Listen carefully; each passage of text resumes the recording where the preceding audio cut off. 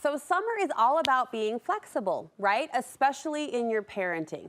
It can feel like your normal parenting do's and don'ts sort of fly out the window come summertime. Well, my next guest says if moms do anything this summer, and frankly all year round, it should be to parent with empathy. Author and parenting coach Andee Martineau joins me to share why empathy is what summer moms need. Great to meet you. Great to have you, Andee. Thanks for having me on. I'm so excited to talk about this. I'm excited to learn from you. You say you always wanted to be the Mother Teresa. I did. Kind of a mom, but 8 years into parenting, you had become, and these are your words, the yelling, frustrated, and out of control kind of mom. That's relatable. What made you decide to change course? Well, really how terrible I was doing at parenting made me change course. And there was this moment where my toddlers snuck into the playroom and took a Costco-sized bottle of baby powder and doused everything. Oh, no. They ruined things. And I walked in and I just lost my mind. I lost my mind. Yeah, this is after the fact when I got my wherewithal to realize that life isn't as bad as I thought it would. But I started yelling. I started doing all the things I was typically doing and realized as I looked down at my then 3-year-old, he's now 20-year-old face, that I had crushed his hopes and dreams. And I had this moment, it was this miraculous moment where I stopped the correcting and I went into connecting and I got on their level, we took the picture, I had the wherewithal to take the picture, I calmed down and we cleaned up what I thought was gonna take all day in just a short period of time. And I thought, okay, something just happened here. I wanna figure out how to do this every single time. I didn't need to use any bribes, any consequences, nothing. The kids wanted to listen to me. They reacted differently. They reacted differently because I reacted differently. Yes. And I was wanting to figure out the scientific proof because that was really important to me. I had a nursing degree. I like science. I like evidence. I'm like, how do I prove that this is true? Because it felt really naked almost to let go of what I thought were my parenting tools. Yeah. Which was the correcting and consequencing. Yeah. I'm here to correct. I'm here to teach. I'm here to teach. That's how I teach my kids the lessons, you know? And it felt like, well, this was a really stark example of how that actually wasn't the case. You did find the proof, and it went on to shape not just how you parent, but how you now coach other parents. And you do put it into those two categories, the corrective parenting and the connective parenting.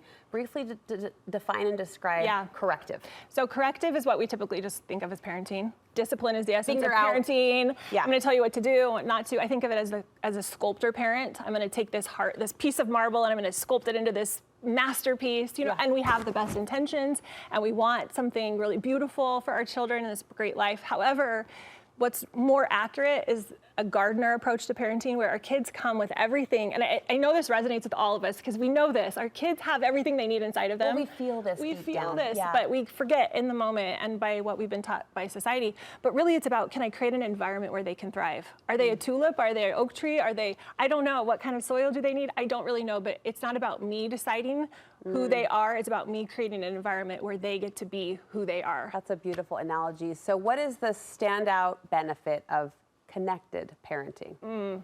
I would say there's so many, but one of the most important ones is just the impact and influence that you get to have when you are in a relationship with your child where there's trust and safety.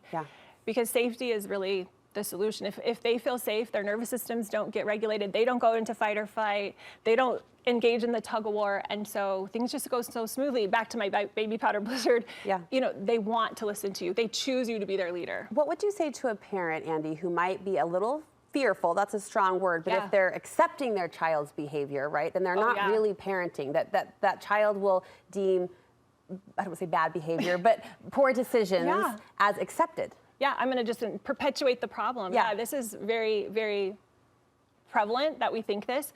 So accepting the child is very different than accepting the behavior. So when I can accept that this is the best my child can do in this moment, and it might be terrible, it might be really limited based on whatever's happened for them, and they're so dysregulated, and they're so upset, and the sister said this, and they didn't turn their homework, whatever it is, right? They didn't go to the swimming pool, and they're so dysregulated. When I can accept my child, and I can come with this, which for the parent, you come with this calm nervous system. Now my prefrontal cortex stays on. Now I'm able to handle things as a mature adult. Then my child gets to mirror that back. They get the opportunity to mirror that back.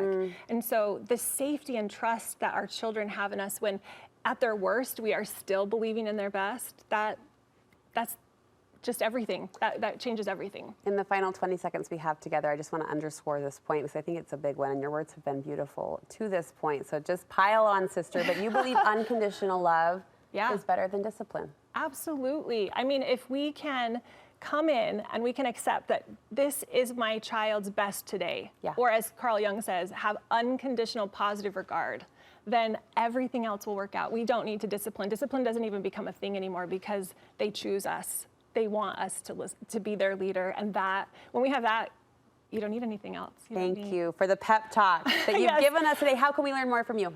Yeah, my methodology is called Connect Method Parenting, so you can find me everywhere. I have a book, a podcast, a website, all Connect Method Parenting. We'll link you over to all of the above. Thanks again. Thank you for having me.